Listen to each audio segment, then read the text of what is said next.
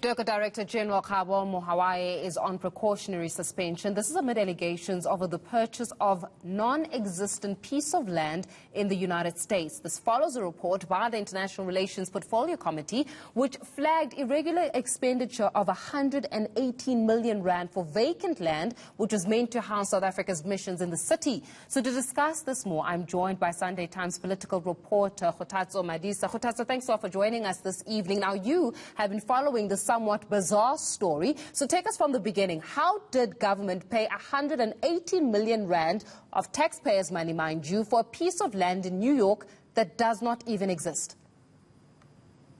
Hi, Faith. Thank you so much for having me. So this dates back to December 2019, when the Portfolio Committee on International Relations undertook a fact-finding mission to New York for this specific thing. So what they found there in a report that they released a couple of months later in March 2020 was that they found that the taxpayers' money, 118 million of it, was used to buy land that did not exist. So what they found there is that the department paid this money without really having had sight of what they were buying. What they found in where this land was supposed to be was really a dilapidated building that was inhabitable, and they couldn't understand how the department would spend so much money on something that they couldn't see. So this land doesn't exist, but yeah, a lot of our money was spent there. But then how is it that we got to pay for a piece of land that does not exist and no due diligence was done to ensure that indeed what was being sold to us was even the right thing? I mean, then whose fault? Is it the real estate agent that was misrepresented here, or was it government's fault for not doing their due diligence?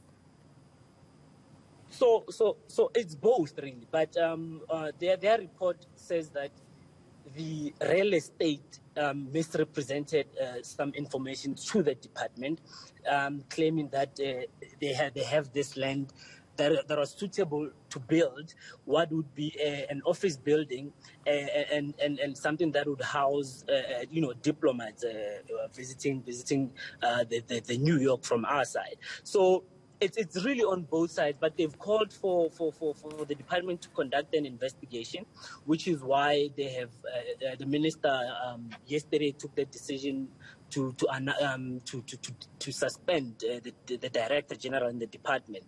And I must say, Faith, that the suspension doesn't necessarily mean he's guilty. However, as the accounting officer, he would, the DG would, is an accounting officer, like I said. So they said they're suspending him in order to clear way for the investigation that would ensue. And even in the report, it really doesn't say that the director general is at fault or anything. But I guess the minister saw it fit to remove him from the way until the investigation is done. So you have been following this investigation. Any response from the department regarding this matter? I mean, I believe that even a staff letter was said to inform the staff of the suspension of the Director General, but not as much as to follow on in terms of where to from here. Have they contacted you as you were following the story as the Sunday Times? Not as yet. My understanding is that the investigation they're not too far in on their investigation, and they may have realized that there are certain things relating perhaps to the DG that they saw it fit to remove him for now. But yeah, no, they haven't said anything as to how far along they are and what are they finding.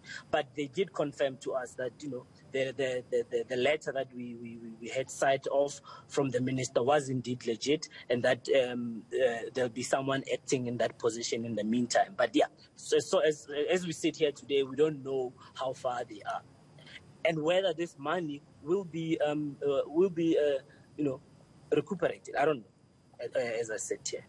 Yeah, I think a lot of us don't know at this point, Kgothatso, as you are just uncovering the story, you've been following on Dirco there. 180 million rand of taxpayers' money gone down the drain for a piece of land that does not exist. The political report has been following up on it. Is Kgothatso Madisa of Sunday Times political report on that matter.